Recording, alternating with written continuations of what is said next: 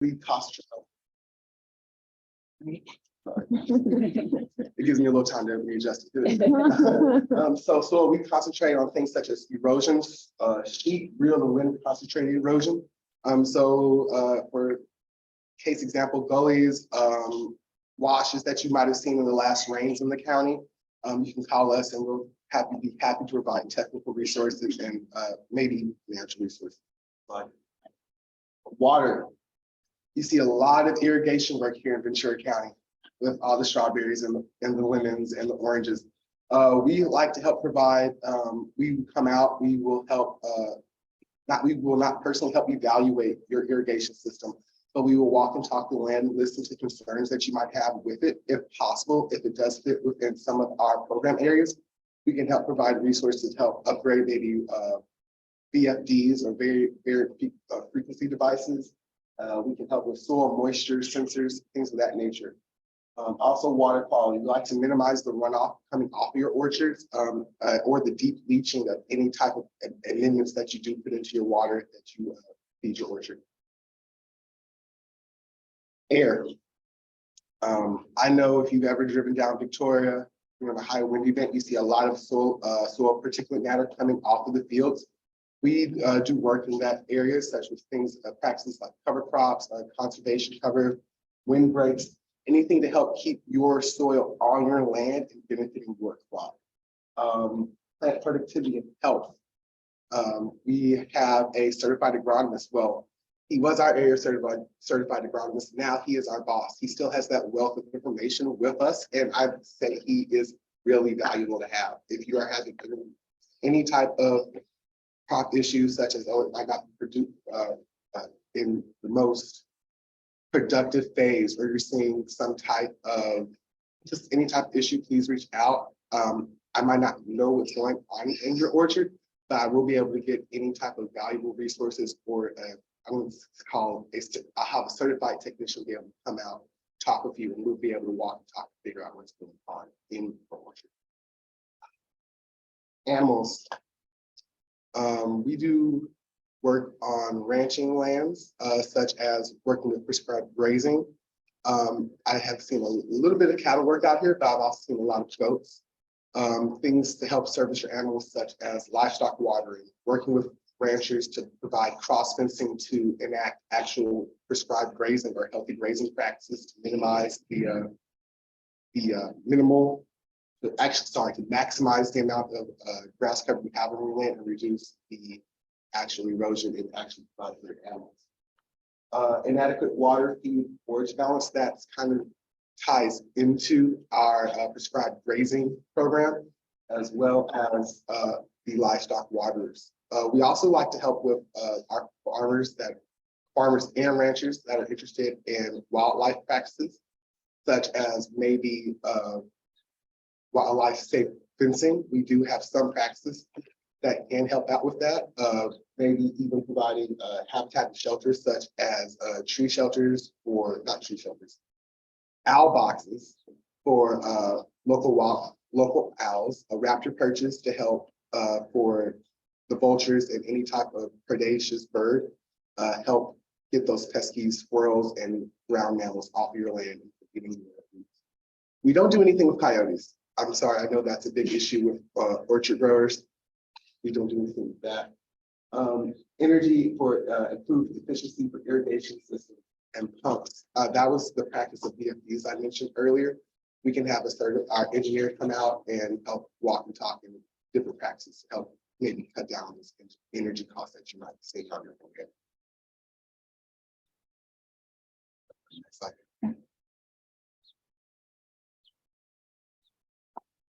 So you're wondering, what does NRCS field staff do? I've kind of jumbled and stumbled through what we do as an agency, but I like to say we like to be the personal face of the USDA. It can be really aggravating at times that you kind of go through the website. It feels really inhuman. NRCS staff, at least me, my coworkers, we come out, we talk to you, we listen to what's going on, the resource concerns, and we try to fit, well, not even try to fit, we try to work with you as a landowner or individual to see what we can do as a technical resource and provide help. Technical assistance. I've said a lot about technical assistance, but that's just the very tip of what NRCS does. We provide technical assistance in cases such as agronomy, biology, forestry, drainage, and soils. I might not be an expert in all of these, but I can definitely find somebody that is and be the person that can connect you to the resources that you do need.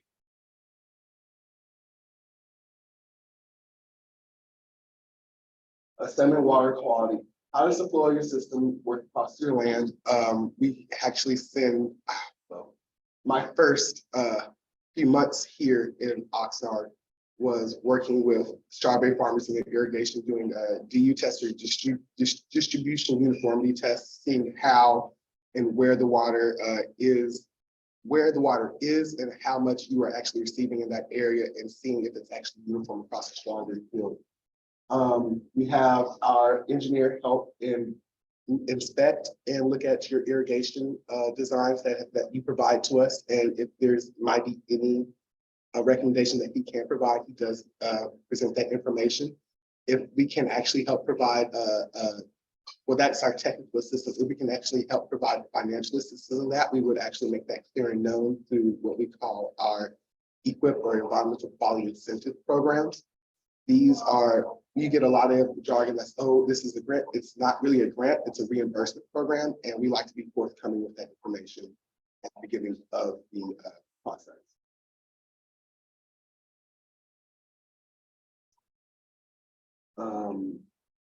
We do multiple questions. You can see on the board, what's the crop? What's your irrigation system like? What's your water source? These are multiple questions that we ask to see what is actually going on your land. And then it actually helps us provide maybe even some assistance on the resource concerns that you're having, saying, oh, I'm having a lot of runoff coming off my field during certain months. How can I actually save that water, or what can I do to prevent it from, running on to my neighbor's field and causing a bit of a headache in certain practices like hedgerows, or maybe even conservation cover areas that can increase the pollinator habitat on your land as well as catch that water. My headlight is on. Oh my goodness. I didn't know my panic light was on. Proper irrigation system design. Again, I said we have an engineer on staff. We actually have two engineers in our office. We have our area engineer and we have our field engineer. So if I can't get one, I can definitely bug his boss and say, hey, I need some help. I cannot really see this picture, but I believe this is a photo of a connection to a farm, and there. We'll go to the next slide. I can't really see that picture. Distribution uniformity test. They say it doesn't rain in California. That's not true. I get rained on every day. I go to the field and have to do a strawberry distribution uniformity test. All of our assistance from NRCS is free. Any technical advice that we can give you is free, including our financial help. While you do have to submit a paper, an application, and it's a competitive ranking across the state, it is all free to apply. And if you are not actually selected for funding in 1 year, we do reach out to you, say, hey, you weren't selected. Would you like to defer your application to next year? So we never forget about you. We just get really busy. And then it's just like, hey, you remember me from last year? Well, I still have some money available if you want us to reach out and help.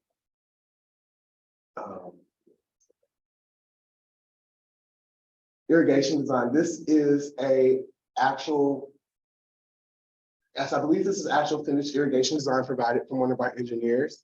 I actually had a landowner who was, forgive me if I have the wrong terms, they bought a farm and they were kind of grandfathered into this old irrigation system that they had, and they really didn't know what was going on.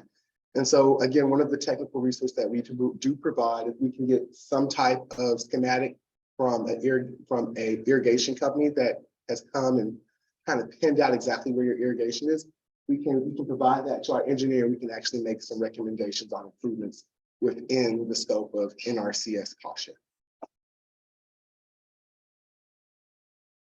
Irrigation water management. Who doesn't like to save water? One of the practices that I mentioned earlier in me just bumbling through that first half of the presentation was irrigation water management. Irrigation water management is one of the primary practices that we have here in Ventura County, since we have so much irrigation, strawberries, oranges, and lemons. So one of the primary how we enact irrigation water management is through the use of soil moisture sensors. We typically like to have them placed at 3 depths, 12, 8 and 6 inches, give or take. It depends on the crop that you're growing, as well as the landowner's preference and the suggestion made by the agronomist or engineer. But it's a great way to mechanize or automize your water distribution to your orchard. It works on a cloud system, and a lot of the farmers I know that have enacted this practice get notifications to their phone saying, hey, block B is dry, or there's a leak, or there's a bust in your pipe here. It's actually really convenient if you're looking to automize your orchard and actually conserve soil moisture. We also, I would also recommend combining this practice with mulching. Mulching reduces the heat, the direct sunlight that actually impacts the soil, and soil moisture evaporation. It helps. Cost sharing. NRCS really does not provide 100% of any financial practice cost share that we mentioned. We do have different funding categories, like historically underserved or beginning farmer. These farmers typically receive a little bit higher cost share, but you usually will typically see around a 50% cost share with anything that NRCS is putting forward on the plate. And before we even go to sign a contract about cost share or anything with money wise, you'll have a person like me probably showing up to your farm 6 months every year saying, hey, how are you doing? What's going on? Are you sure you would like to do this practice? How would you like to, when would you like to enact? When would you like to put mulch on your farm? When are you going to install your soil moisture sensors? It's a very hands-on process with me and my fellow soil cons, but it's always what you want to do, how you want to do it, and what best works.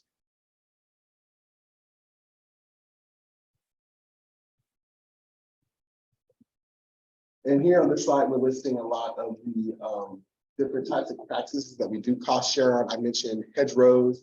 We do soil testing. Buffer strips is another description of hedgerows.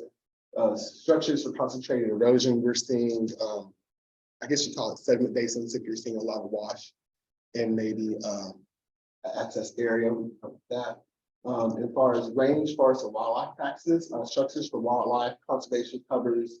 If you're seeing some, maybe we have a funding pool called the Southwestern Willow Flycatcher. If you know there is actually an endangered species or some type of valuable wildlife that you are noticing on your habitat, please call us. We have biologists and on staff that will actually be able to help recommend planting habitat for those species. Cover crops. Cover crops is one of our bigger practices across the nation. When you are actually rotating your crop field, we recommend not just putting it directly into a crop. If you can and you have availability for some months, we ask that you seed a cover crop to help replenish the natural biome in your soil.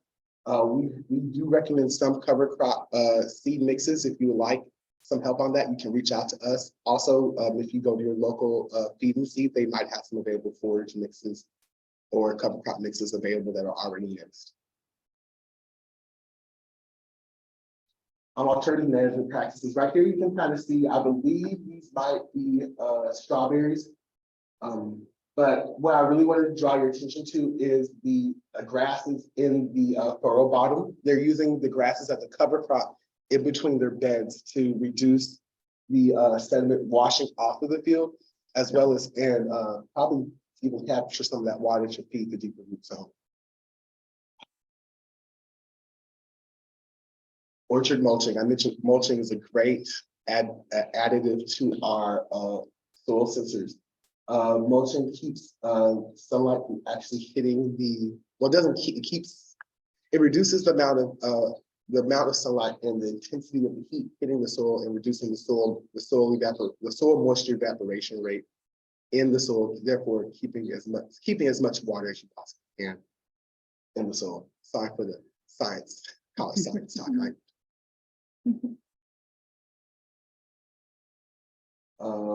We're seeing a lot of bank and gully stabilization going on right now after the rains here in Ventura County. You would not think that this is work that we do here. We're for the Natural Resource Conservation Service, but we do. As I mentioned, we have 2 engineers in our office on staff. If you're seeing any type of cutting going on your bank or any kind of cane creek going on, and you're just really worried about it, please have us come out there.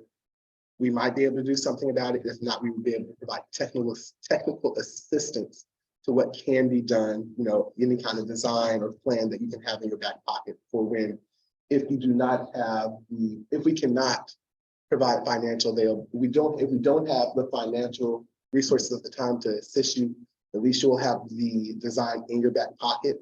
And so that maybe next year, if we do have the financial assistance, we can pull that out and assist you. If that's not your time frame, at least you will have the design to present to an actual company saying, hey, this is the work I need done, what can you do for me?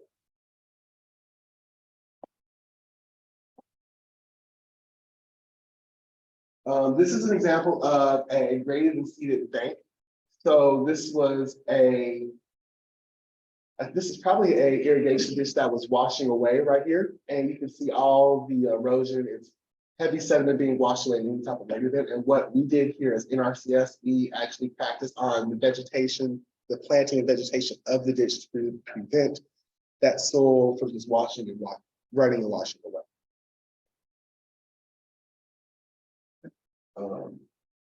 Grass roads for dust control. Who has been driving and seen one of those big combines on any of the strawberry fields and just seen a cloud of dust, and you've just been so angry that you have to drive through that, and now your freshly clean car is dusty.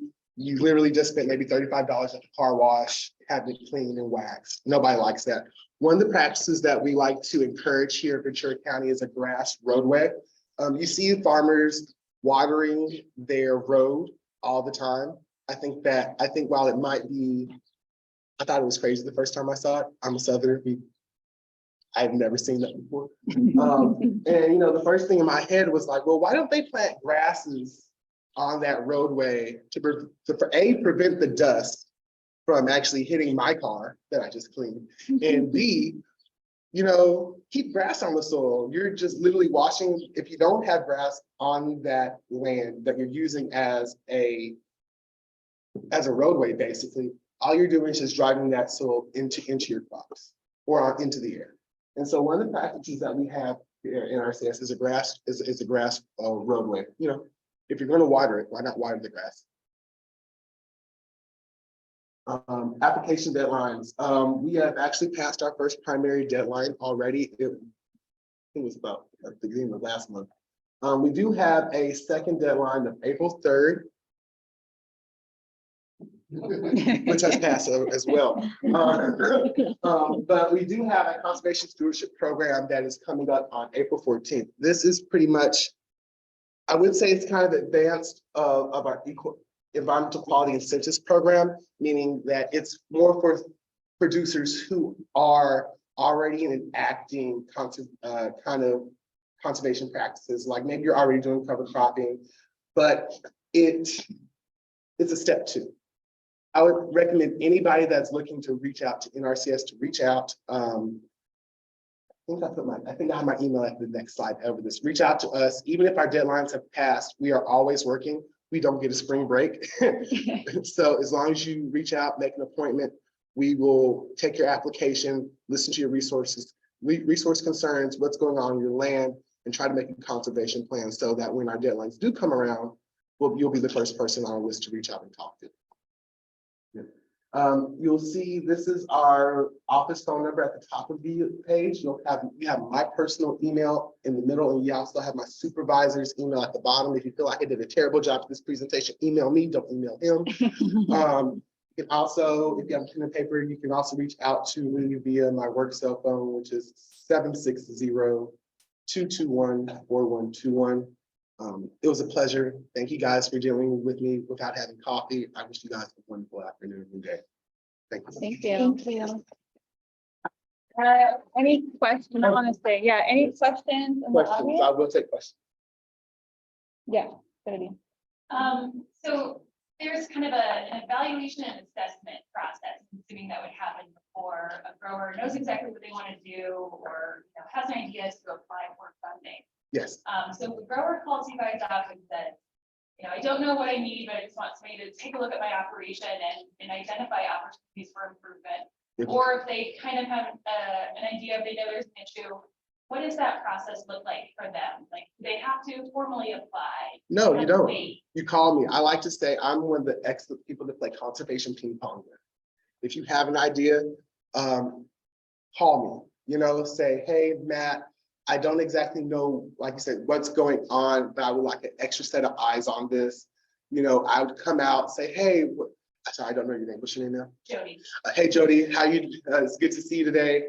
Let's walk and talk on your land and see actually what's going on. And as we walk on your land, I'm just going to be looking, okay, Jody has some erosion issues in her orchard, or she's told me that, she's paying so much in water, but she doesn't see any actual growth that would match the cost that you're spending on your water bill. And so, that would trigger flags in my head, like, okay, maybe I should get my engineer out here to come and just look at what's going on and just talk and ask for specific questions to you. Or maybe you have a ranch and you're seeing that, you don't know what it is, but, your cattle are kind of scrawny, but you have all this forage in your field and you don't know why they're not eating it. I can call a range specialist to come out and actually do an evaluation on that.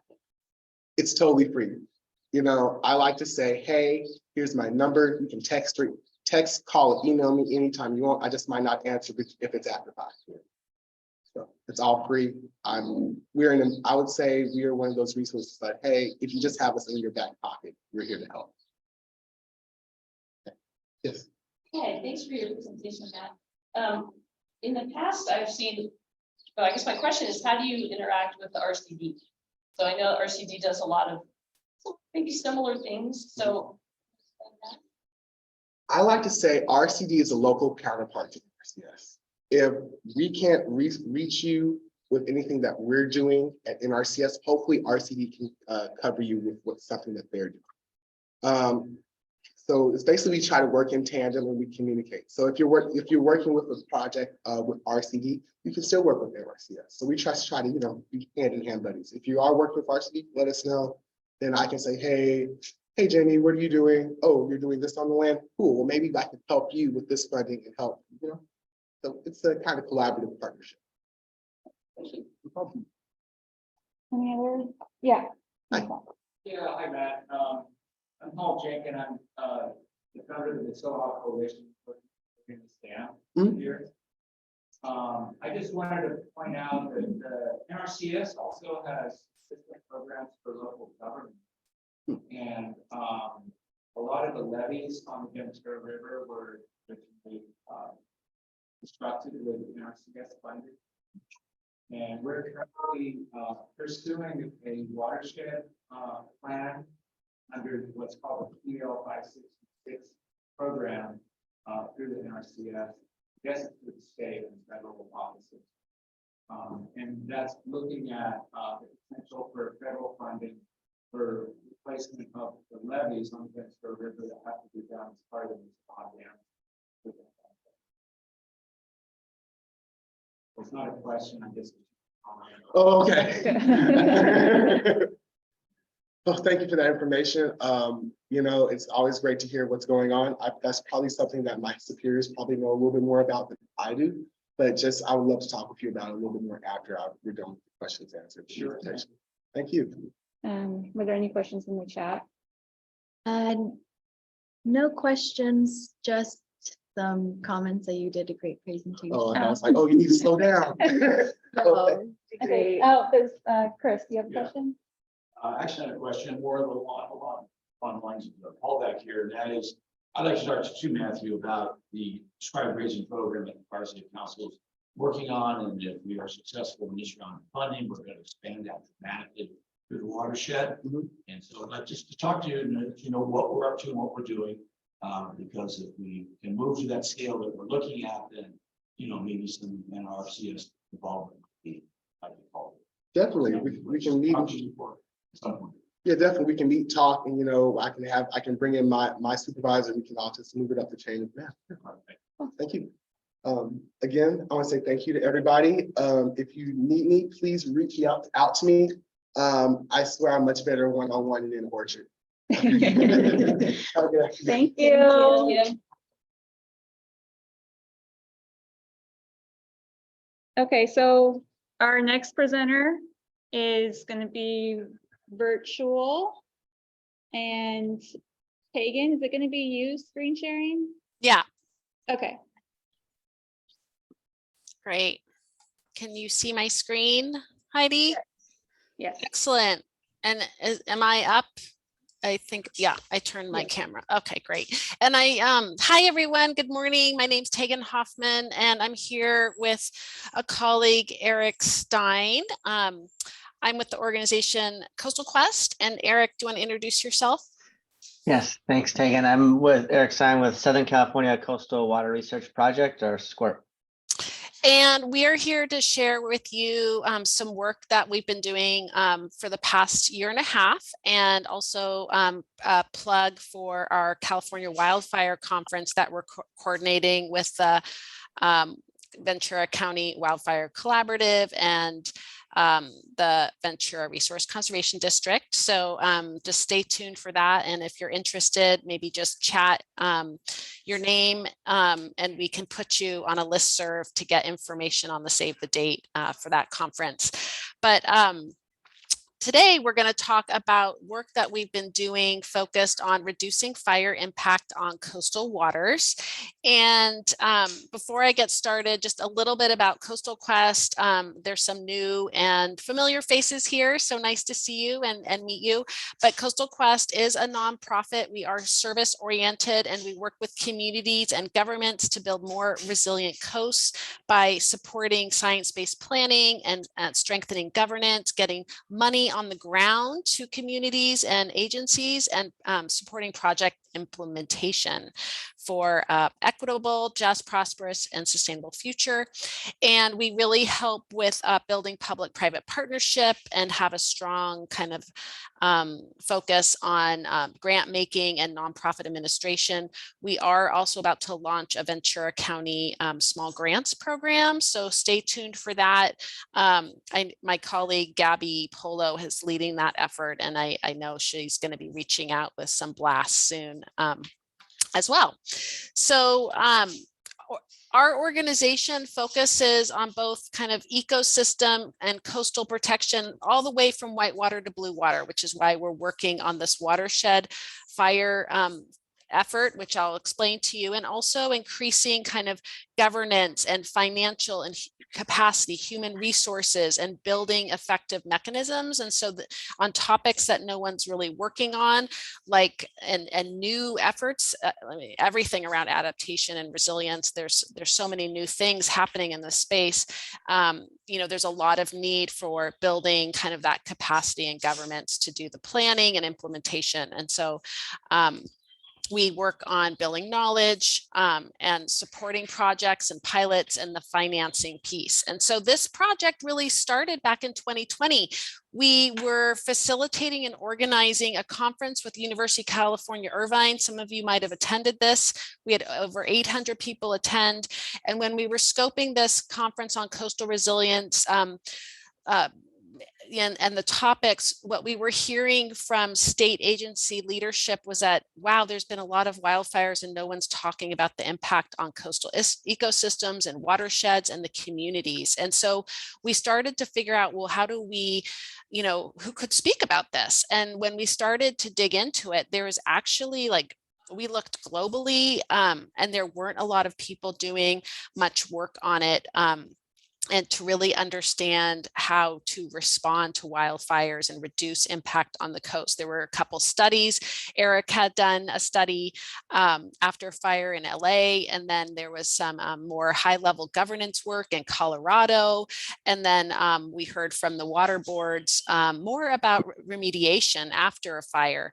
And so we thought to ourselves, wow, there's really a need here to do something more. And so we got some funding from a private donor to set up a collaborative to start the discussion and pilot it in Ventura County. And we the goal of the collaborative, and this was back in, we had reached out in December 2021, we reached out to a number of different organizations representing federal agencies, state agencies, NGOs, utilities, a wide range of different types of organizations along this around the Santa Clara River, Ventura County, LA County. And the goal was really to identify needs and barriers of understanding kind of the impacts of a fire on watersheds and water infrastructure, and what the monitoring needs were and protocols, so that there could be kind of recommendations on management for water permittees and agencies moving forward, and really thinking about how to address this and change some ways people are managing. And so we set up the collaborative. We talked about some governance of the collaborative. We identified some barriers and needs for post-fire monitoring, and we had some ambitious goals to kick off. And we had some great discussion. And so the group identified a number of priority management needs and gaps to understand. Why hasn't some sort of post-fire strategy in watersheds been coordinated? How does post-fire runoff affect contaminated flux? What is the effect on the health condition of downstream waters? A bunch of different questions on the impacts, but also, on the water management needs afterwards, groundwater and water infrastructure. What are the barriers to the monitoring results, and how can it inform on the ground action, and how do we pilot, and maybe test an approach that could get rolled out across the state consistency, and do people agree that there's a need and an opportunity here? And so this is what we set out to start talking about in this collaborative, and we had over 20 members over the course of 4 meetings last year. We had a kickoff in January where we talked about the data gaps and needs and questions, more formalizing a vision. Meeting 2 was really focused more on post-fire sampling and safety protocols and other kind of issues around sharing data.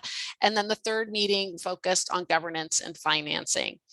At the same time, we did a rapid literature review across the state to really better understand availability of existing water quality monitoring data and contaminants and monitored and sampling methods after pre and post fire, and informally kind of identified if sampling correlated with fire events, and highlighted any kind of studies and programs that began to address priority management questions identified by the collaborative.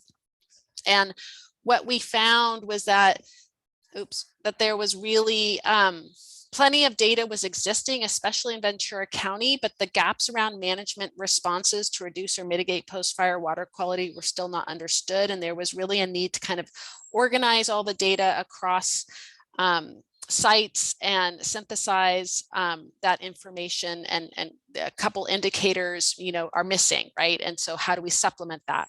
And so really that goes to the next key finding, which was developing a sampling methodology and timing that does exist in studies across the state, isn't consistent, and is kind of, and then there's all these concerns I mentioned earlier about implementing after a fire around safety and access and cost. So there's a need to have some sort of component of monitoring design that is added on after event that is consistent across the state. And then the data analysis piece I mentioned, really, there's a lot of data already exists. So how can we mine it, identify management responses, and kind of look at regulatory programs and how to better manage and coordinate responses as well as their own monitoring to better inform decisions. And really making that connection of the data informing the management response. And Eric's going to speak more about these needs, but that was kind of some preliminary work that we did looking at, the literature. And then we also did a survey of the collaborative members just to kind of understand their interest in this issue, what they're most challenged with, and how to move forward. And people talked about analysis, interpretation of existing data to inform their management, wanting policy to reflect this knowledge. And some people talked a little bit about modifying permits and the need and opportunity to do that.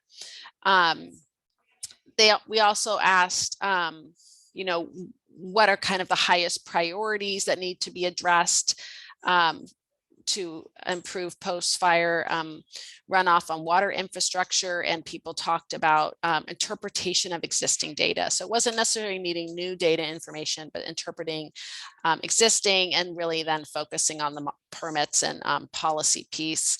And then in terms of management actions, what would be most affected by better knowledge of post-fire impacts, and people thought about, really highlighted this opportunity to kind of improve permits and change some of those practices, as well as future land use planning and BMPs. And so, we asked a whole bunch of questions. This is just a real high level overview here. But, I thought this quote kind of summarized what people were thinking, where one of the participants said, "I firmly believe we have all arrived to a mutual point where the old way of doing things no longer is acceptable. Our region cannot wait for yet another study, plan, or report. It's time to roll up our sleeves, share resources, and start getting busy doing what needs to be done to ensure bioregional resilience." And so, obviously there's this desire to collaborate, to share data, to really start to solve this issue and ensure that the watersheds and water infrastructure are protected after fire events, as well as, sediment flows and all those other impacts. And so we mapped out some goals in partnership with SCORP, because what came out of our last meeting with the collaborative was really a need to kind of dig in a little bit more to like, how would we, address all these, priorities and needs. And the group agreed they want to continue the Ventura County collaborative focus, a regional focus under the arm of the Ventura County Wildfire Collaborative. And so we're hoping that the collaborative will want to partner with us on this, and we've been invited to put forth a proposal to the State Coastal Conservancy to continue the collaborative and start a pilot of the program where we would be rolling out an analysis of data and to inform management and have some recommendations. But this year, SCORP focused on assessing the feasibility of integrating post-fire monitoring into a program like SWAMP, which is a state level program. So we wanted to see like what would be the mechanism to kind of institutionalize a program. So it's a pilot that's really a pilot for the state. And then also going a deeper dive into the management responses. And so Eric has been working on those two pieces, and I'm going to hand it over to him to report to you guys on what he's been doing. Thanks. Thanks, Tegan. Just a quick overview. So as Tegan alluded to, about in the 2007 timeframe, we had done some work to try to figure out like, how do we get our hands around this idea of understanding effects of post-fire runoff on coastal resources. And so we came up with a lot of concepts out of that, a 3-day workshop that we did back then. And there's some great ideas about monitoring, but of course, as everybody knows, there's not any sort of new money per se, right? There's not new money available to say, oh, let's fund a new post-fire monitoring program, or and even more because the fires are somewhat unpredictable. It's not the type of thing that is usually sort of budgeted or programmed for in most county level monitoring programs. So even if you have this sort of great off-the-shelf plan that's ready to go, and you've worked out all the technical issues, oftentimes finding the funding mechanism to implement that is really challenging. And so we tend to miss these windows of opportunity to better address some of the questions and the issues that Tegan was talking about. So we sort of have been taking a different tact in the more recent time, and that's to partner with existing programs and see how we can leverage those some of these existing state or regional programs to begin filling some of these knowledge gaps in a way that doesn't require substantial new funding. And so the two that we've been exploring is one at the state level, as Tegan alluded to, the state's surface water ambient monitoring program. And the other is the Southern California Regional Stream Monitoring Program under the Stormwater Monitoring Coalition. So I'll talk briefly about each of those.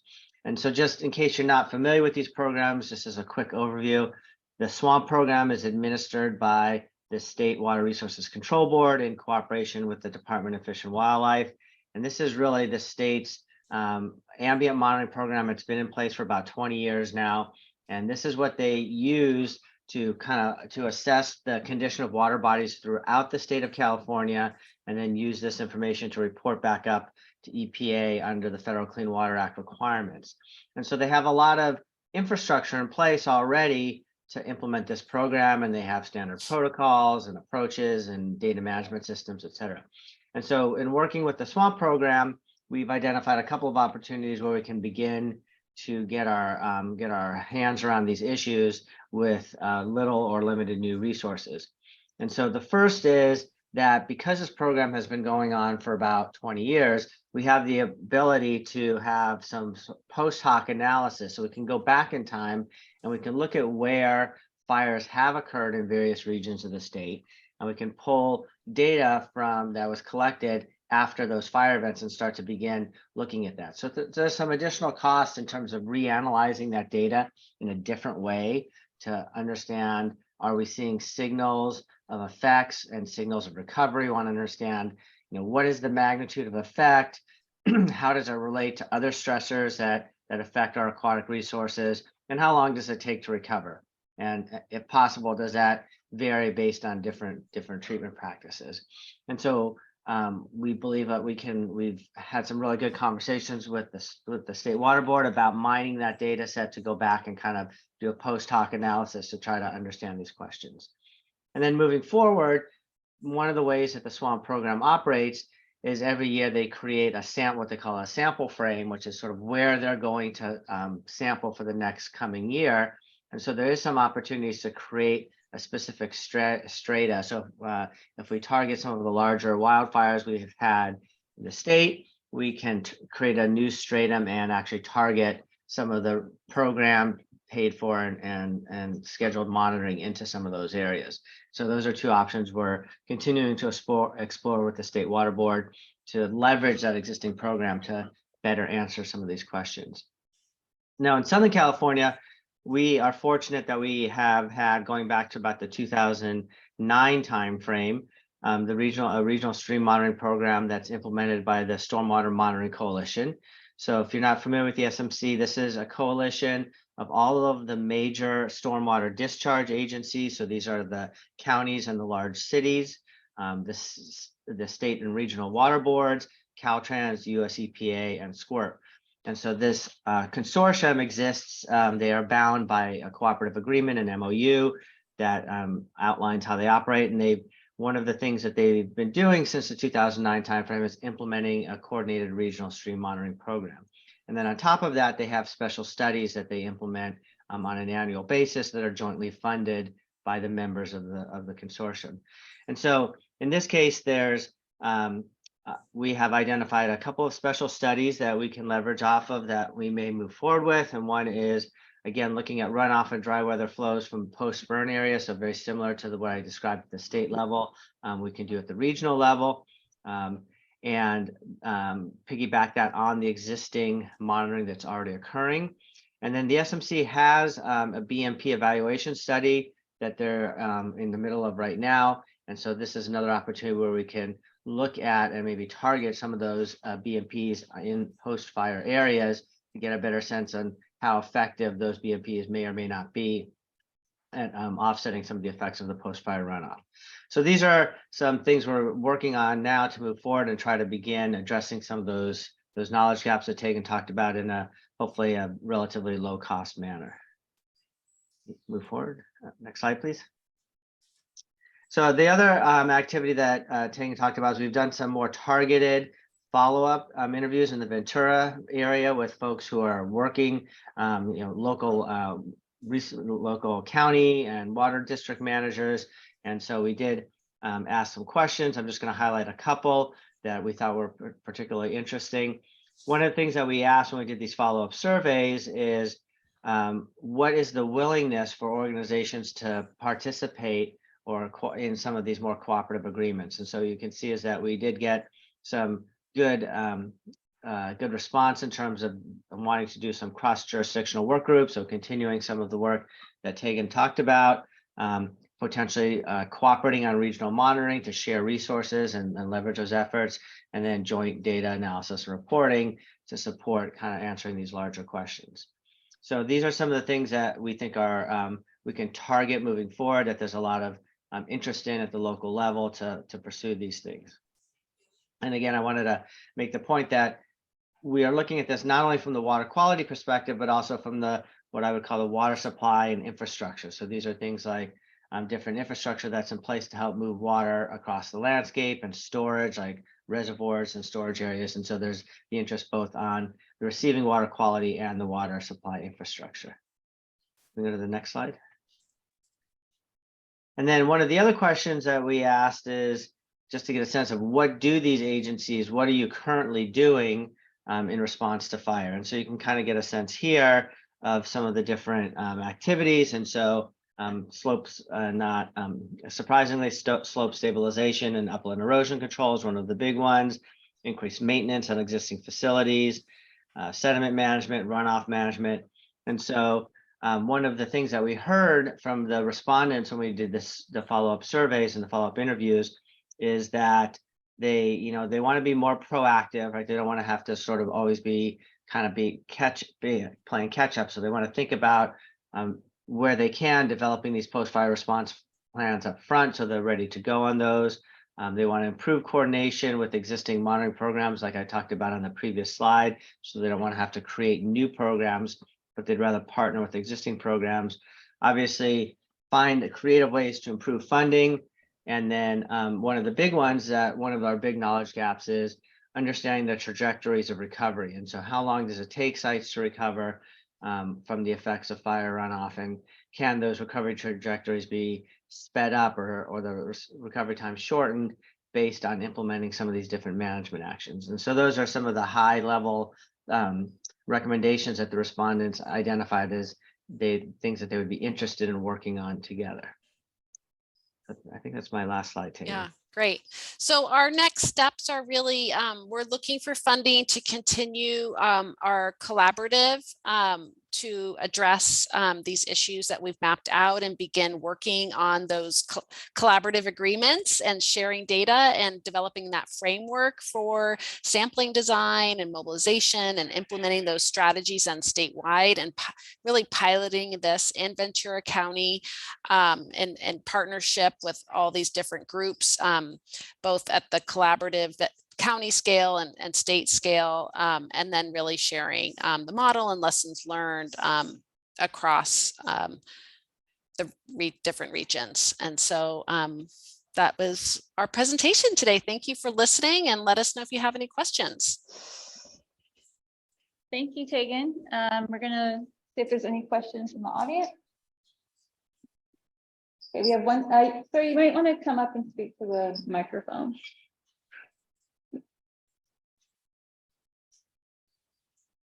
I guess we can just let her see it. Oh, what if I Yeah. Hi, can you guys hear me? Yeah. I'm just wondering if you had done any follow-up specifically in the Ventura watershed following the Thomas fire. We saw significant impacts for a year following the fire. Basically what happened was the initial flush following the fire put a lot of fine sediment and ash in the river bottom, which is the infiltration zone for groundwater. And the groundwater did not rebound that year. And so there was a water supply concern with that. And then the following year, we fortunately had good flows, which kind of rolled the riverbed and cleared it up, and water infiltrated back into the groundwater again.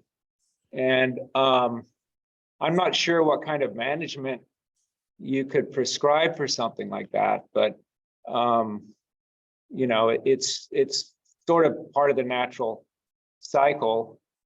And the other thing is, from my perspective with the Surfrider Foundation, is there's a tremendous benefit to these flood and fire cycles, because that's literally what puts sand on the beach. So I just wanted to know if you guys had looked at that data for the Ventura River and had seen some of the things I'm talking about. Well, I'll respond really quickly and then I'm going to hand it off to Eric. So we did this high level analysis of all this literature, and basically, there isn't, a consistent analysis and data being collected to do that sort of, in the Ventura River is my understanding. And after the Thomas fire, there's been like a little study here or there, but nothing comprehensive that would shed light on, the impacts, management measures, and kind of, future implications. And I think that's what we're trying to say. Like, we need to start thinking about how to understand and study this and manage this differently, because we're kind of experiencing climate change and wildfires in a new way at a different level of intensity, in addition to maybe having now we're having these extreme rain events as well, which definitely affects the erosion after fire. So I'll just pause there. I know Eric has done some site specific work, but it hasn't necessarily been in that area. Yeah, I think that's right. And I think you raise a really good point, right? Because when we've been able to do these studies, they've been fairly kind of opportunistic in the sense, right? Because usually what happens is we're already working in that area on another project, and so we have resources available, and we can just kind of reallocate them or redeploy them. I think the challenge is we all sort of either through individual studies that might be done in an academic institution or a consulting firm, or through some anecdotal evidence, we know that these things are happening, but we don't really have a great mechanism to actually capture the data from those types of events like the Thomas fire, and then get that sort of readily disseminated back to the management community, who can then use that data to make informed decisions. And that's what we're trying to work towards, is a better way when these fires happen to collect the data that you said, like how long does how long is the the recharge capacity disrupted, or what are some of the effective management actions that we can use to recover that capacity more quickly. So we need to have a better program to be able to respond, collect that information, and get that information into the hands of the decision makers who are,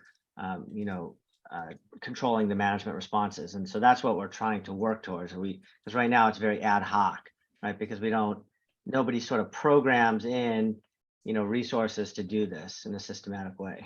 So I appreciate that question. Thank you. Okay, we have a question from Brandon. Brandon. Great. Hi, hey Eric. Hi. Great presentation. I wanted to help answer the question because we are working for the State Water Board to calibrate the GS flow groundwater surface water model. And we do have a scenario that we're running now for the Thomas fire, where, so we are taking the stream flow data from the Ventura River, the groundwater data on, burnt infrastructure and how that affects water pumping. And that is being used to calibrate the model for a wide scale burn scenario. And that'll be issued as a publicly available document from the state board later this year. And then on the water, so that's water quantity in the Ventura River. And then on the water quality side, post Thomas fire, we did report some of that information in working with the Ventura County Watershed, Environmental Health District to look at the nitrate effects from the Thomas fire for the nitrate study from on-site wastewater treatment systems in the watershed. And so that information is publicly available and it was prepared for the LA Regional Water Board, but that's available from the Environmental Health Department at the county. And it found no significant or statistically significant impact to nitrate post fire. But certainly on the water quantity side, during low flows, there was a significant impact because of the lost riparian corridor and all those straws, no longer sucking low flows out of the alluvial aquifers along the channel.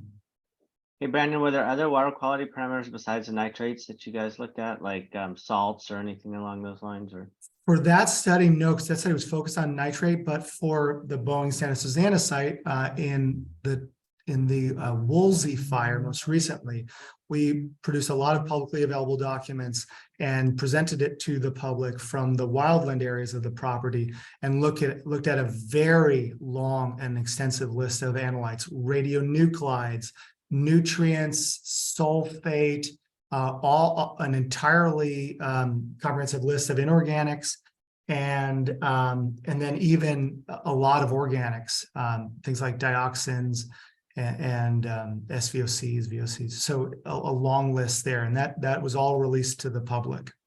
And where can we find this? Can you share a link with us on the chat? Yeah, that's on Yeah. the Boeing Santa Susana website, right there. Go down Okay. to technical documents on the bottom of the website. And Eric, I can always get that to you later. yeah, appreciate that, Brandon. Yeah.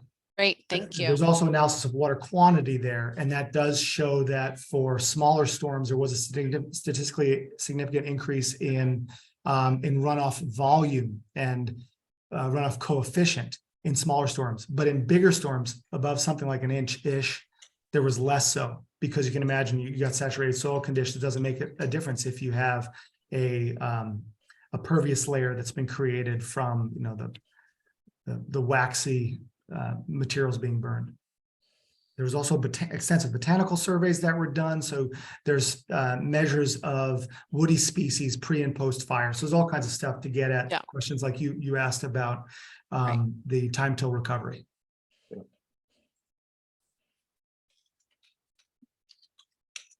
Any questions in the audience? No, any other questions in the chat? No other questions in the chat. Okay, so we're gonna take a 10-minute break and we'll reconvene at 10:16. Great, thank you. Thank you. Thank you. Great presentation. Thanks. So, Heidi, I need to leave for another meeting, but thank you so much for including us. This was great to hear from the first speaker, and thanks for the opportunity. yeah, thank you so much. Thank you for putting up with new venue and Oh, everything. yeah, it worked well. Hi, Lynn. Hi. Okay. Guys, yeah, great. presentation. Eric, let's touch base later. Thank Okay. you. All right, thanks. Sounds Bye. good. Okay.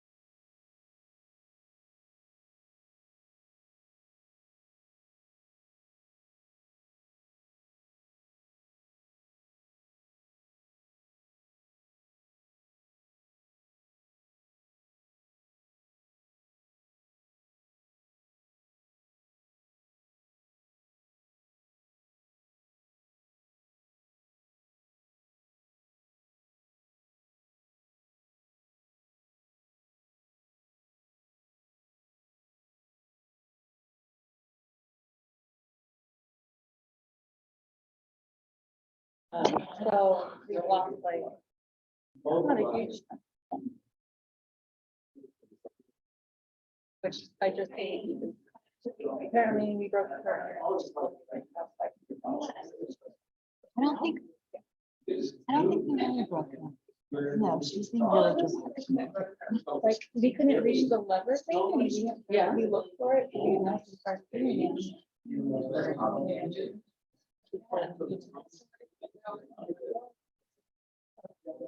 Yeah, and then I got to the camera. Yeah, definitely worth exploring things. Hybrids is required. Yeah. Well, you know, and United Water Conservation District. Awesome. Way up. Yeah, that's the thing. I was trying to like figure out like I like the one that they use, but.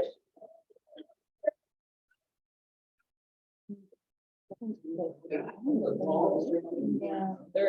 They're talking about it. That's all there. What you asking for? We're still in the middle of season.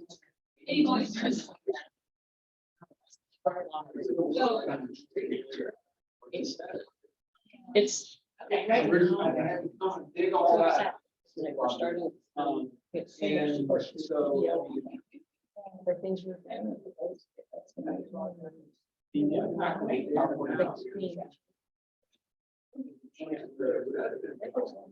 Yeah, my office.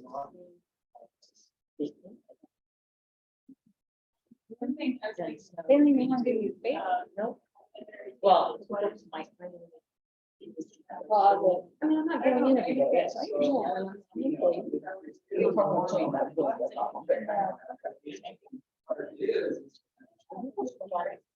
Would be good. We have another meeting available. You know, just this whole thing about. All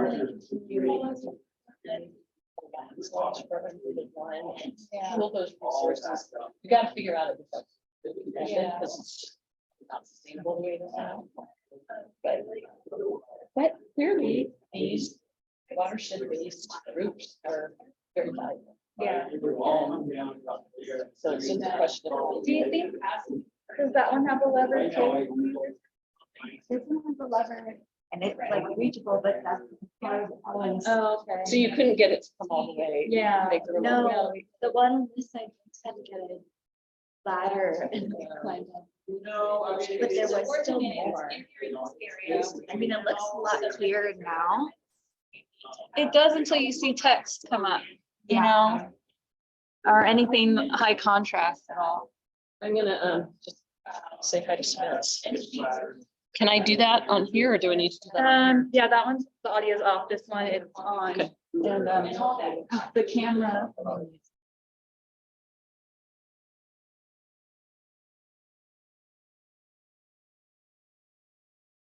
Camera. yeah, that was. Hey, Spence. Yes, hey, Hey, I don't know if you can see me. again, yeah, They have quite a little fancy device over here with a microphone and a speaker on it. awesome, So I'm glad that you're here. I'll be following you. So, okay, and I'm not planning on talking about anything related to the, I'm not going to give a water talks update like you're giving one just focused on the, on the workshop. yeah. So I'm But if just, there's anything that I don't cover, please feel free to, maybe I'll give you a chance to add if you want at the okay. end. Might be good to just also bring up that we did the other event in Santa Paula. Right, yeah, I was gonna do that. Yeah. And, you know, really emphasizing the climate change element of that work, Mhm. that input that we got and our next steps. Yeah, that sounds good. Okay, So, and you're not gonna, were you able to tune into the tribal event that we had last week? yes, yeah, I was at that one. Okay, cool. Okay, well, we can talk offline later about some next steps things, but I'll mention that in my remarks. So, Okay, cool, Okay. sounds good. Thanks. yeah, thank you. Good luck. All right, thank you.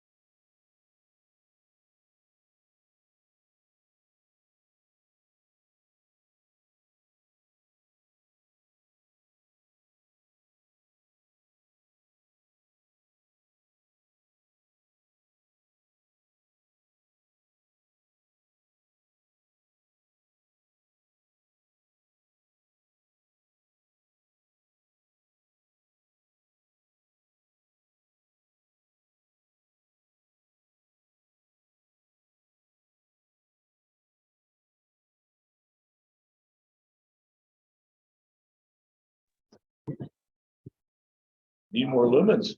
Yes. Okay, hello, everybody. Oh, We're get out of your getting, way. we're getting ready to start next. And our next presenter is Spence Koehler. Am I saying that right? Koehler, actually, but yes. Okay. And he's going to give a summary of a previous Water Talks event that happened along the watershed, along the avenue in Ventura. So Spence, are you able to screen share? Yeah, let me send this over. You able to see that? Yes. Excellent. Thanks. Okay. Let me just get this kind of set up here. All right. Hi, everyone. My name is Spence Koehler from Placeworks, and I've been working with the Water Talks team now for a few years, doing outreach and building materials, and working on the website. I just want to say thanks to Heidi for asking me to join today and share a bit about these workshops that we've been doing lately. We had one in Santa Paula last year and finished one in February of this year. And so what we've been doing is climate resilience workshops in communities and having inviting the community out to get input to help focus where Water Talks funding and efforts should be going. So let me take a step back and explain to anyone who's not familiar with the Water Talks program. It's a Prop 1 funded program that has been working to understand community water needs in Southern California, and by extension, that of what water needs, also looking at climate resilience. And so our intent with these workshops is to help connect funding and resources to specific projects that directly address those needs. So the first stage of the Water Talks program was to meet and talk with and get survey information back from disadvantaged communities, and to find what sort of broad needs specific communities have. And so that was sort of the first phase of finding these conceptual needs. And now with these workshops, we're trying to drill down into specific communities and find where flooding problems are and where we need more water access, and where these workshops are also looking at wildfire risk and other resilience issues. So these have helped us kind of focus in and help to connect the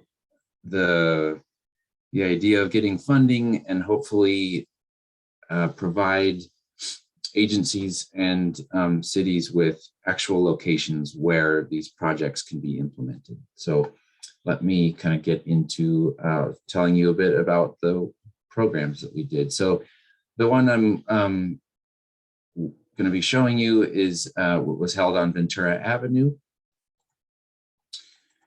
And it was hosted by CAUSE and the Watershed Coalition of Ventura County and Water Talks. And Lynn is there in the audience, and she's been a big leader of this effort here. So attendees were community members, water agency staff, city and county staff, and elected officials. And it was held at the Bell Arts Factory on Ventura Avenue with the objective of helping to plan where the community needs more shade, native plants, flood protection, mudslide and wildfire risk mitigation, and also access to water. And so the process for these workshops was fairly simple. They were in person, and we had 2 map stations at the workshop. One was a big map spread out over a table looking at flood areas and flood problems. And then a second was looking at tree canopy and also the flood area map at this workshop also was looking at wildfire risk. And so the attendees were split into Spanish speaking and English speaking folks into those 2 groups. And so they both worked on the map and then halfway through switched maps so that everybody had a chance to give input and feedback on specific spots that needed attention. They're along Ventura Avenue. And let's see, next slide. So here is the a small version of the big map printout that we had looking at flood areas and wildfires. So we had floodplain information and overlaid that with previous burns and let folks use that information to help kind of guide and remind them of where needs are there in the community. And so some of the needs that were identified in flooding were that we need to improve drainage in specific areas commonly known to flood. And all of these, the attendees were given dots and Post-its to make specific location notes on where these things are needed. So we have that data, and we're also going to be transferring that into a GIS layer to provide back so that these ideas are documented and can be used going forward. So we have areas that we need to address flooding. There's a lot of truck and tractor trailer parking in the area that needs a good parking space during rain events. We have fire and erosion and mudslide risks. So we need to, there's a need to maintain dry brush on the hillsides and plant new native ground cover to help stabilize slopes. Here's the map that we and attendees were working on, looking at tree canopy, shade, native planting. And so there's a need for adding shade trees to schools, parks, along creeks and streets, and at bus stops. There are needs for more water access to install more drinking fountains at schools, parks, and bus stops, and to improve maintenance of existing drinking fountains. So not only installing them, but improving the maintenance to keep them functioning. And other feedback was that the community is interested in having a resource center, knowing more about evacuation routes, having warning systems in place, and better lighting throughout the community. So this is the kind of feedback that we received here at the Ventura workshop. We received similar feedback at the workshop that we did in Santa Paula. And so it's felt like we've kind of established a nice template here that has been working pretty successfully in getting people out to these workshops and getting really relevant, specific information about how we can connect this available funding and energy to develop projects from kind of the larger conceptual level and to actually apply them on the ground now that we have specific locations to hand to the city and agencies who are able to put them to work. And lastly, I just wanted to talk about why these, a big reason why these workshops have been so successful. Cause has, as I mentioned, is a community organization that's been around in the area for a long time and has been doing the main outreach to invite folks out to these. And so they're in kind of a very unique position to, with this established network, that they've got folks that they can text, email, and phone when there are events like this going on. They've got a sort of a register of active people in the area. So they email out and text out these invitations. And then second step in that is that they send out a little survey to folks, just kind of preliminarily asking whether going to a workshop like this would be of interest.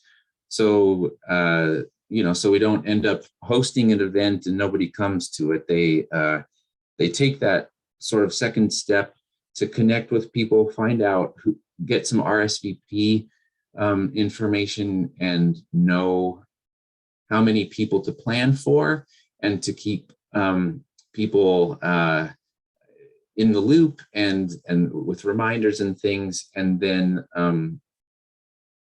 they send out the main invite. We have the workshop, and then Cause is really good and places a lot of importance in reporting back to the people who took the time out of their day or evening to come to these workshops, so that they feel heard. And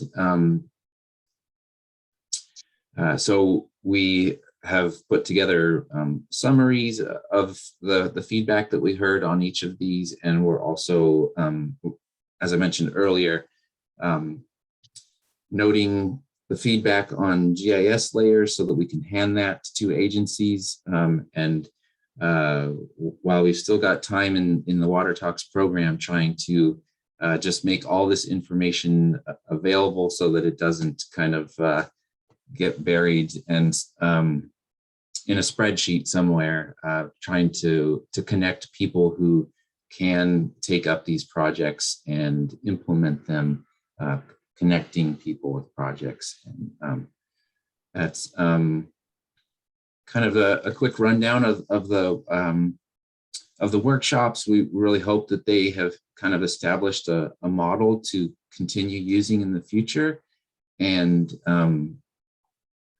that the people can pick up and find these projects and put some solutions into effect.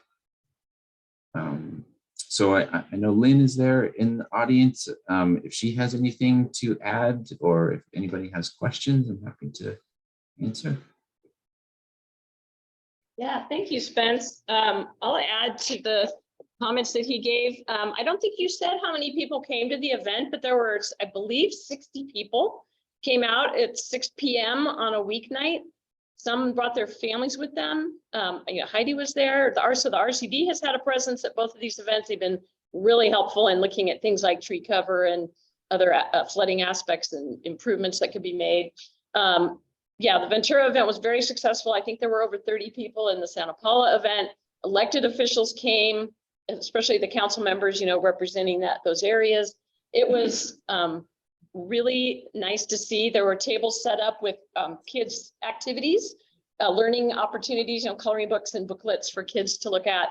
And the city was there, City of Ventura was there with some information about water quality and about some of their programs, some of their rebates and other programs for water conservation. So the thing he mentioned, Proposition 1, I just want to say, this IRWM program we've been working on together for 20 years now. When it first started, there wasn't really adequate funding to understand what underserved communities needed, the lower income communities that lack capacity, or possibly the smaller water systems that lack capacity to do what needs to be done to protect water quality and to have their systems improved. And so the wisdom of the people that wrote Proposition 1, they added more money for underserved communities. They call it DACs, disadvantaged communities. We're really trying to change that terminology But the engagement piece that we've been working on since 2016, which was funded under Prop 1, included a lot of funding for needs assessments, outreach and engagement in the communities, getting people at the table so they better understand their resources, but they can communicate what they know to the powers that be, the water departments, the cities, because the community members are very knowledgeable about what their issues are and what their problems are. And traditionally, I think a lot of public entities haven't done quite enough, to work with their community members. So it's very gratifying to see in that event how many people came, how much they had to say.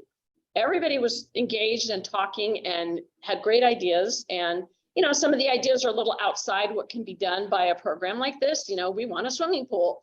Yeah, but, the west side of Ventura has suffered for a long time for just a lot of different things that they lack that other communities have. So they keep pushing for a lot of things that might be outside what we want. But on the other hand, a lot of really great ideas about things that water districts can help with, or the city, or environmental health, or, other concerns, fire.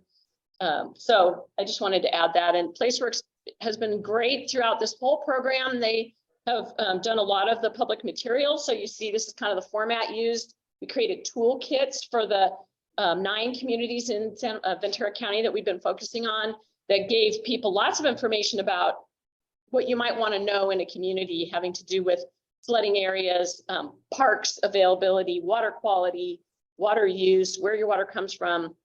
There's a wealth of information on that Water Talks website. So I encourage you to go check that out and see some of the things that we've been doing in this program.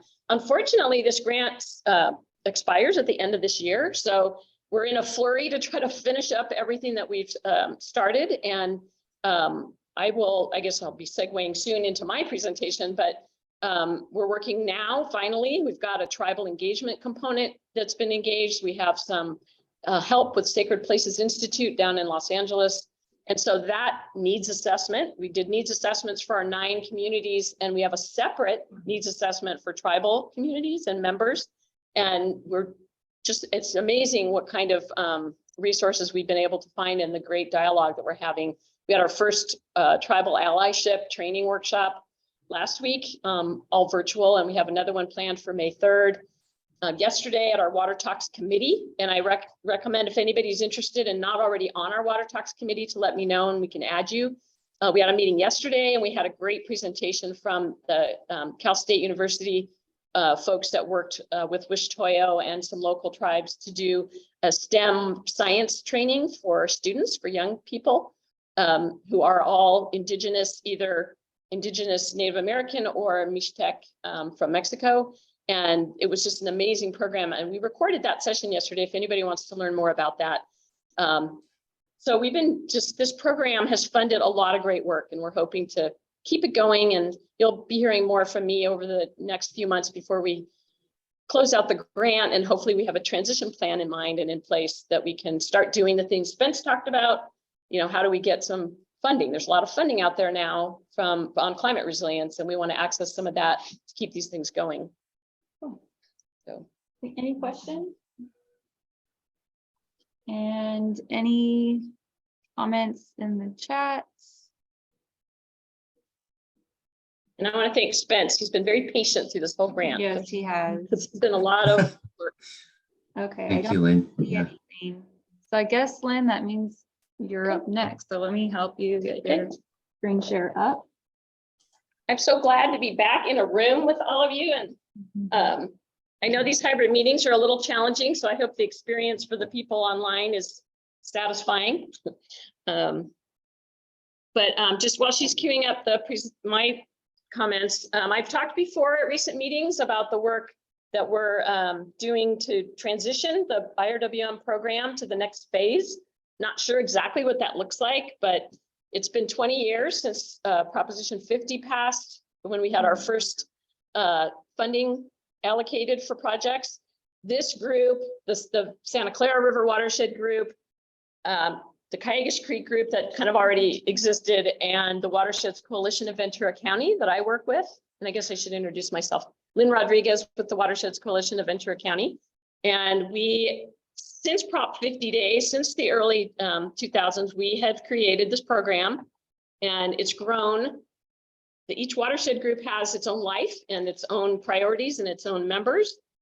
And you're going to be hearing from Heidi about some opportunities to shape the future of this council as we go forward, because IRWM funding is now, for the time being, done. We had a good run with Prop 50 and then with Prop 84 and then with Prop 1. And we have now completed, we're in the second phase of, or round 2 of Prop 1 IRWM funding. And we've brought in, more than $94 million in grants to this county. And this watershed has received a number of grants for projects as well. So this is a time for us to kind of look to the future to see where are we going to go from here. For those of you that don't know, the WCVC is housed at the County of Ventura currently in the CEO's office. Want me to click for you? Or? Sure. I'd rather stand, yeah. Okay. And so, and we've had a transition. Sue Hughes, who was our chair for a long time, actually, she's the one that started the IRWM program at the county, retired last year or earlier this year rather. And so we're just at a time of transition, figuring out what we're going to do, watching the horizon for legislation to see if any water bonds are going to include funding for IRWM. You probably know the state government has been very flush with money the last couple of budget years. And so lots of budget funding, general fund dollars came from the state for a whole bevy of different grant programs like small community drought relief, urban multi-benefit drought relief, climate resilience, there's, fire resilience, there's all kinds of money that's been flowing. Well, that's coming to I don't want to say a screeching halt, but that's going to get reduced quite a bit because of projected revenue shortfalls this year. So back to the legislators to look at bond opportunities. And there are a couple of bonds that are including some IRWM funding. So we'll stay tuned, kind of watch that. But for now, we thought this was a good time to take stock after 20 years and see what's the value been of this program and where should we go? And we got, so I conducted a survey and we got 27 responses, just, pretty good. Very good representation across the board of different types of entities. So that was really good. Did everybody see that? Is it not wanting to go to the next slide? So I just wanted to share the results of some of the, there we go. So we're going to go through these pretty quickly, but we did want to know from people what their experience was with the program. We've been in place a long time. So we had a lot of old entities that have been with WCVC since the beginning. Go to the next one. As you can see, very high numbers of 10 to 19 years. Hard to believe. I think I got rid of that. Go ahead. And then individual people, that turns over a lot. So if you have Casitas Municipal Water District, for example, has been involved since the beginning, but some of the people that completed the survey hadn't been involved as long. Okay, next. Okay, and so main question was, if we don't any longer have IRWM funding, are people willing to still consider participating and providing funding? And as you know, the funding model, you may know, the funding model for these efforts, so the work that Heidi does in the Ventura River Watershed with her team is funded by participants in this group.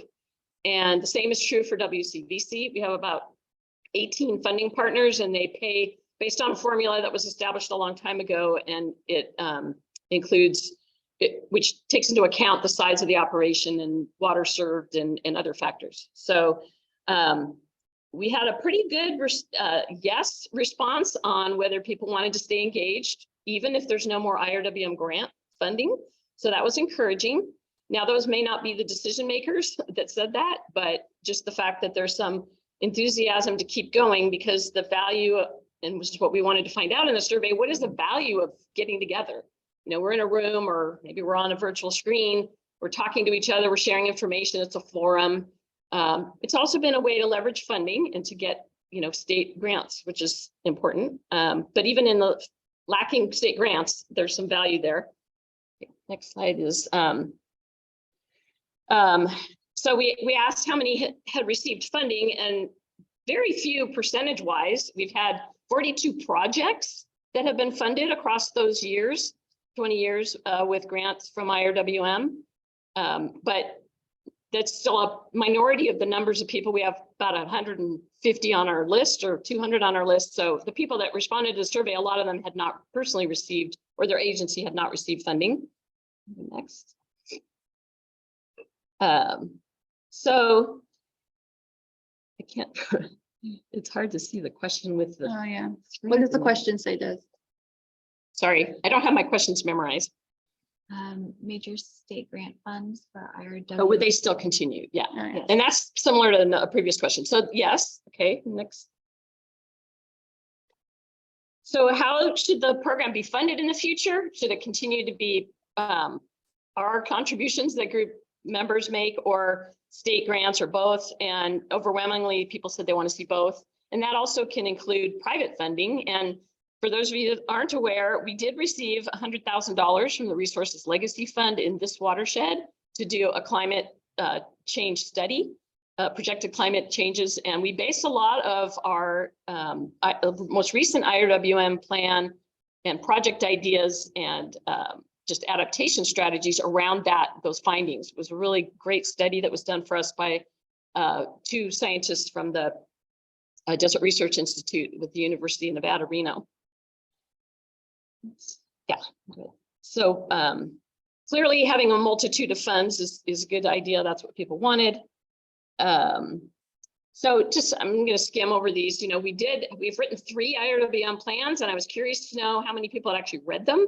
Those plans are designed around what the state wants us to talk about. There's a set of guidelines, and but there's some good information that's in there. And so it looks like, you know, a fair number of people, a majority of people had read the plan. And the last time it was updated was in 2019. Next slide. And whether entities had adopted the plan, we've had, I think, about 34 entities in the county adopt the plan at various times over the years.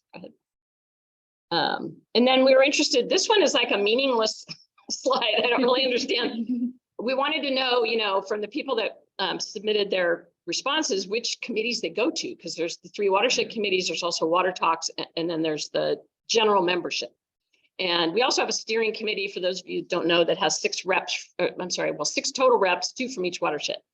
We didn't ask about the steering committee, but it looks like people do drop in to different watershed committees, but for the most part, if you're located in the Ventura River, you're probably not going to the Santa Clara River watershed committees unless there's something of particular interest to you. So you can skip that one. We'll move to the next one. We kind of wanted to know how often people want to meet, and I know that's going to be a question that Heidi's going to want to ask this group. And in our case, it turned out quarterly for the general membership was the preferred amount, which is a little more than we meet now, actually. Go ahead. And so this one's just about whether you prefer regional or watershed, and a lot of people like to do both. So next one. And what is our governance? Is our governance structure appropriate? The steering committee that I mentioned, and then the 3 watershed committees. And, you know, overwhelmingly people said keep it the way it is if we continue the program. So this was, I mean, everybody wants to get that numerical value. You know, what's the value to you? And so I couldn't help myself. I wanted to ask that question. And it, you know, it's encouraging that most people said on a scale of 1 to 6, 6 being best, it was either a 5 or a 6. So I guess, you know, that's good feedback. I don't know if you're going to ask that question, but yeah, it's good to know that people find value in it. And obviously that's the people that choose to come, because a lot of people are on the list that don't regularly attend. But so we put together a list of all the things we do in this program, the things we address, and wanted to know which of those things were of most interest. And I'm going to have to bend over to look at that. But the highest ones were really participating in a forum with other people and hearing information like you heard today. Somebody shared on NRCS and what they do. And we heard about the study that Coastal Quest is doing. That's all the kind of information we like to share with folks. You might not get that information somewhere else. So that was encouraging. Building trusted relationships, that is the hallmark of IRWM, is before IRWM. people tended to be more siloed, not necessarily meeting together. You might have the ag community meeting together, but not necessarily also with the NGOs or with the cities and the, private water districts. Another high value item was just getting information about grant funding, because I tend to send out, I push out grant information, even if it's not something we would be doing together, applying for.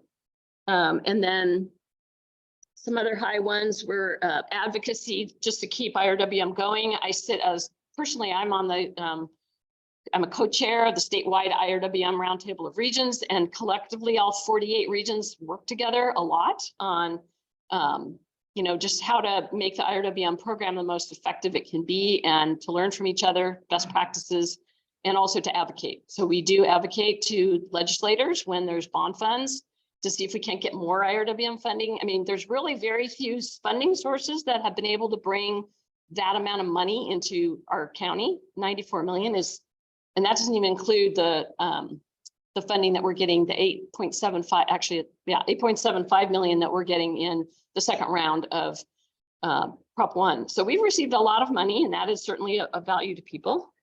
And then the value of the plan itself as a source of information.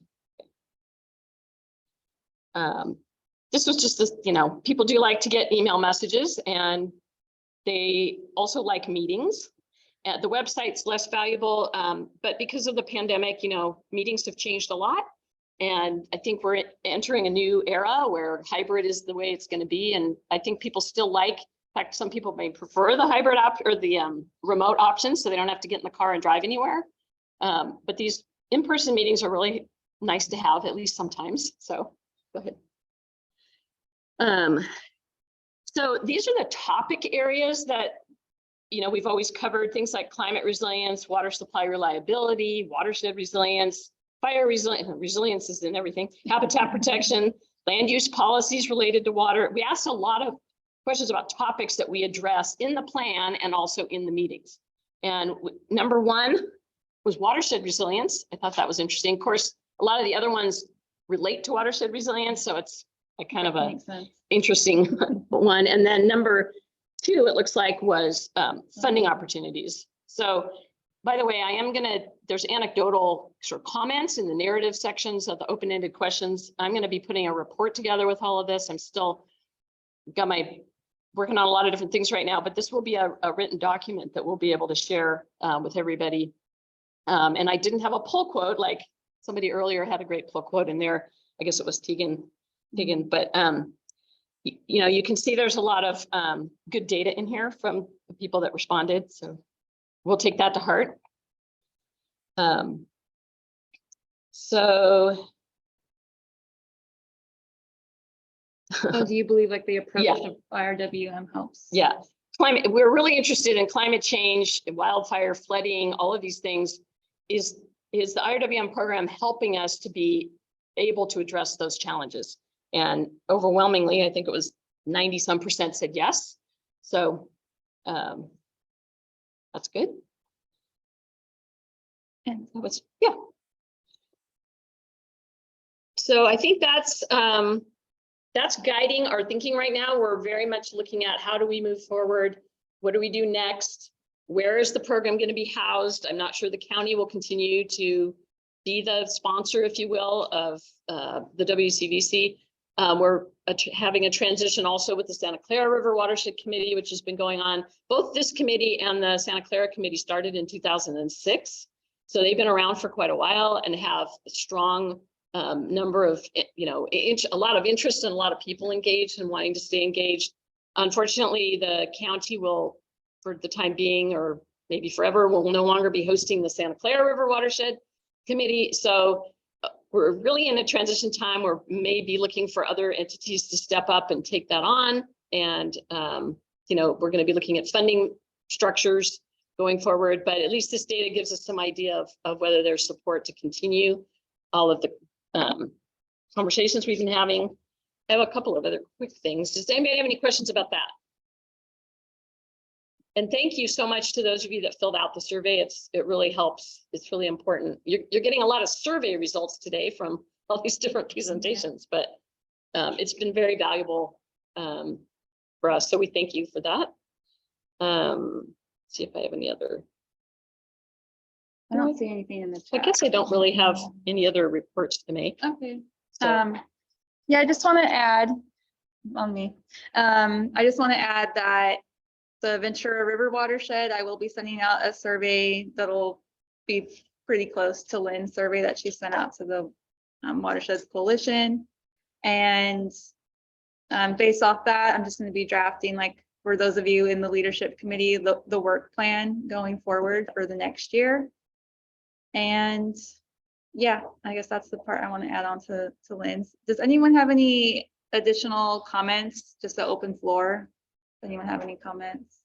Anyone in, oh, someone does? Yeah. Yeah, I'm just everyone, jealous to see what would are came down from Sacramento, to you guys in person. You folks again, it's like vision things.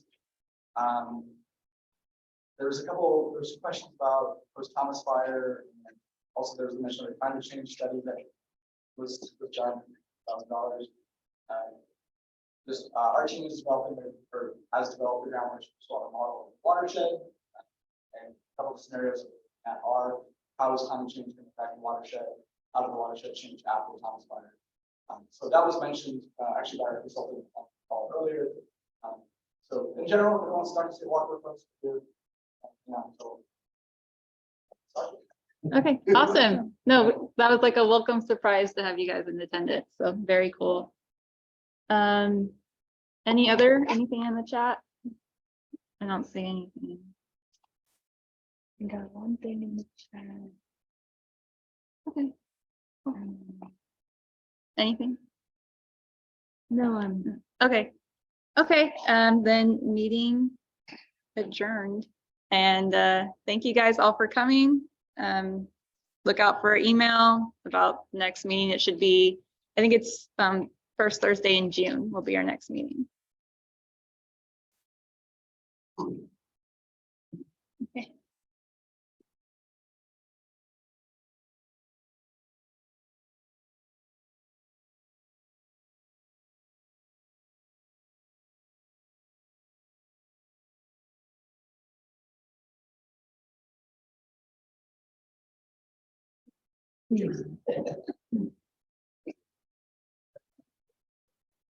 Yes, it is.